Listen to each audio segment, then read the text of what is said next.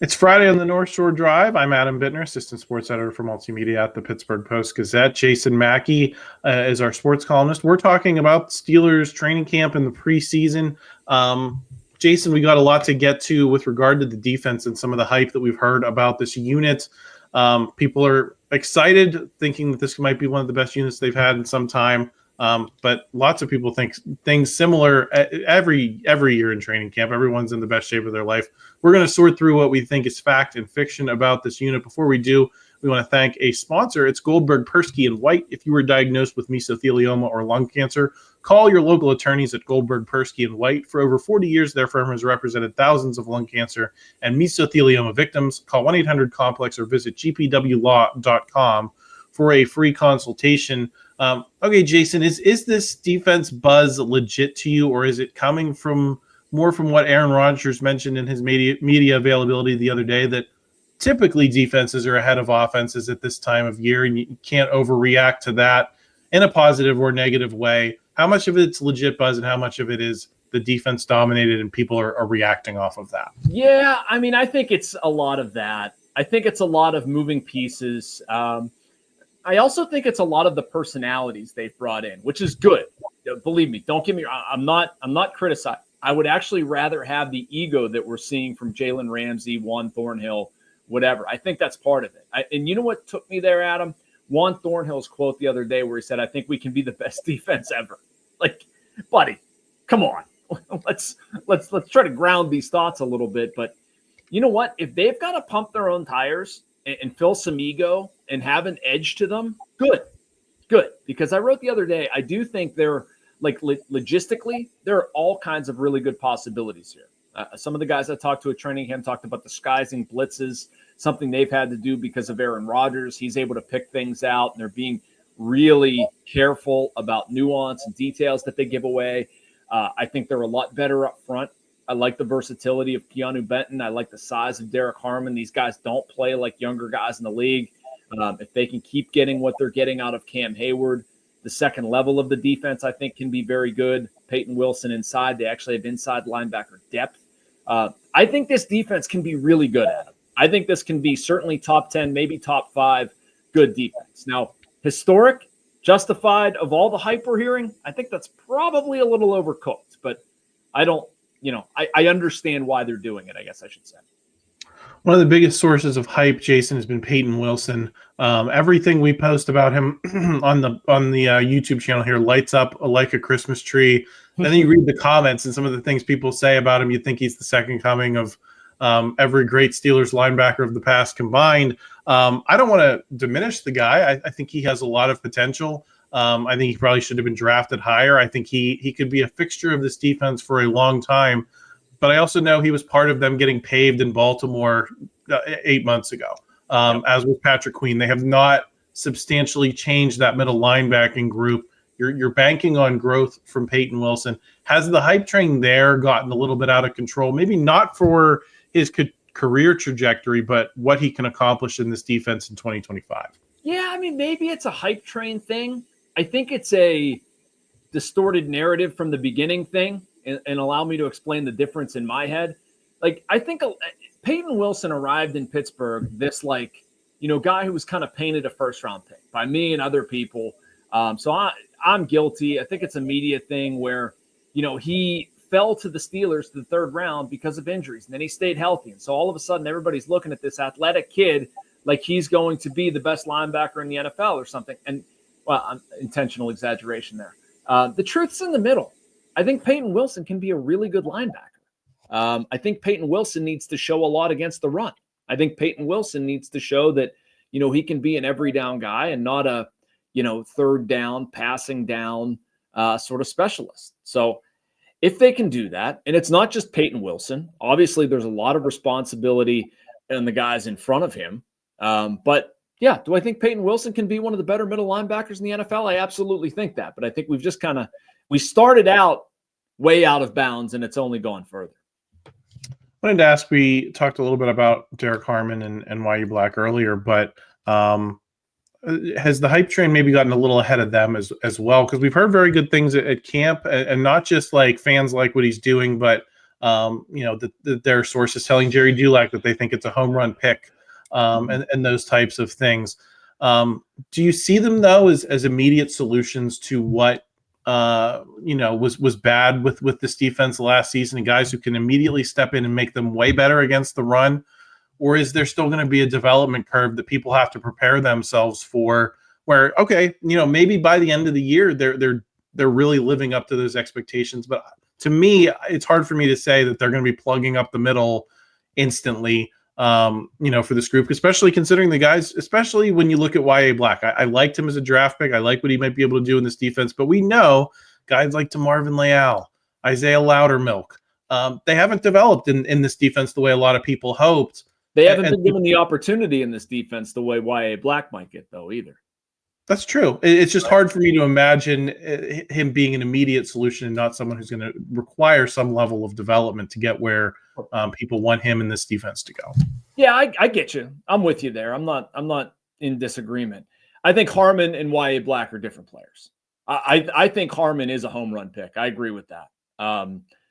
There's not a lot of difference between him and like a big, stout veteran defensive lineman. Now, granted, games haven't started yet, right? So like we're all jumping to conclusions, but based on everything we've seen thus far, is Derrick Harmon suddenly going to turn into like a wilting flower or somebody who can't hold his position? I'm not making that bet. No, Yahya Black had some limited opportunities or limited effectiveness outside of the run game, I suppose. Like he's not, an elite pass rusher. He might be an early down guy, but I don't know. I'll take that given where the Steelers' defensive depth was the past couple of years. So I understand the questions about Black. I understand the questions because they haven't developed defensive linemen particularly well. But those guys they're very sizable. They're very mature for their age. They're going to get a lot of opportunity. So they might fail, but based on what I've seen, they also might be pretty good too. Jason, I think a lot of people have had a kind of a delayed positive reaction with the Jaylen Ramsey trade. I think initially there was some question of, well, why are you doing this? Are you just swapping one big name for another? How much can Jaylen Ramsey really change this defense compared to Minkah Fitzpatrick? But seemingly to a man or a woman on this beat, once you guys have seen them on the practice field up there, everyone seems to think the game has changed in that secondary with Jaylen Ramsey as opposed to Minkah Fitzpatrick. Can you explain why that is, maybe for you or for a lot of these other observers that have been there at practice every day? I've liked it from the very beginning. I didn't have a problem with it. I thought they were misusing Minkah Fitzpatrick. I don't know if there was nothing there and they were protecting against it, or they were just using an expensive player incorrectly. I've liked Jalen Ramsey for a long time. And so what we've seen in practice, I mean, Jalen Ramsey is still explosive and athletic. I've actually been impressed by Thornhill to a degree. I mean, I'm not going to play him every single down, but I don't think going, out of the nickel a lot of times, getting all of those guys on the field, I don't think that's a bad thing. And we said this all along. With what Minkah was asked to do, you can get somebody to do that for cheaper. Well, cheaper in this case looks like Juan Thornhill. And so what they've done is they've upgraded a position in terms of athleticism, size, length, aggressiveness, scheme fit in like the slot corner, and you put Jalen Ramsey there. And so now what you need to do is disguise your stuff better. Okay, so what they've done, they've disguised a lot of like nickel blitzes and pressures, and you don't know if that person's coming or not. Jalen Ramsey is much more of a threat to, come after the quarterback than maybe Beanie Bishop is, or maybe you show a man look and you can drop into a zone. They've given themselves legitimate flexibility. They've given themselves the opportunity to play multiple coverages. It works also in concert with TJ Watt. Like if you're trying to move him around the formation and confuse the offense as to what you're going to do, having Jalen Ramsey there helps. And at the end of the day, like you have athletic corners, guys that are capable of playing outside, going up against some really good passing offenses. Look at the Steelers' schedule. Like you don't have to look outside of the division to match up against the Bengals, to match up against the Ravens. It's not just those two, but you need better corner play.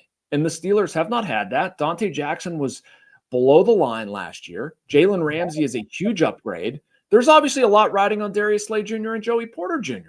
But that's why I like the Ramsey upgrade. It has upgraded them in so many facets, whether it's directly like quality of corner versus quality of receiver, or just the many layers of scheme they can now pull off. Jason, you mentioned Joey Porter Jr. Is there maybe more pressure on him than we went into this preseason thinking to live up to some of what has been put in place around him? I think he had a great first season. I think there was a step back on some level last season, especially in terms of drawing penalties. Is he going to be under the microscope, especially when you talk about this defense as a whole being able to reach the potential that people are talking about? Does he need to be an instrumental part of that and take a step for it to go from being a good, solid defense to potentially an elite one? Yes, he does. But I don't think he's been under less. I don't know about you, Adam. Like, I've looked at Joey Porter Jr. I've been underwhelmed for his first 2 years. The player I saw at Penn State and what I was teased with when he's been really good, he hasn't realized that consistently enough. He's been too penalty prone. There's a better player inside of there than the Steelers have gotten. And so I don't know. I'm not ready to anoint Joey Porter anything. Do I think he can be a shutdown corner in the NFL? I do. And I think it's about time that happens. You're going into your third year.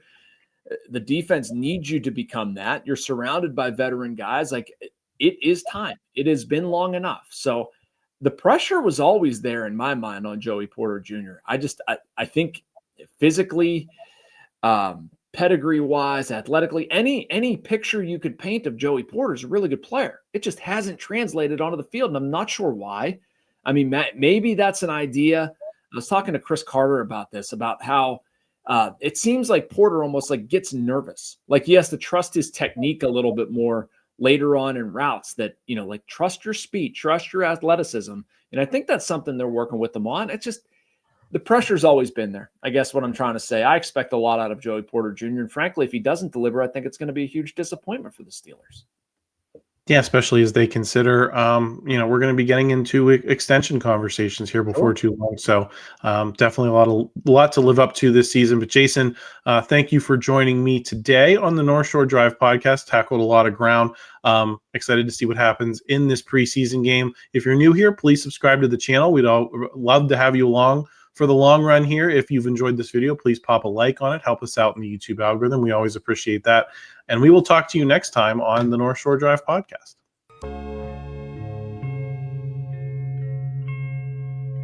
Thank you for checking out this content from Post-Gazette Sports. If you watch this video on YouTube, please like the video and subscribe to our channel. For all of the sports coverage the Post-Gazette has to offer, visit post-gazette.com.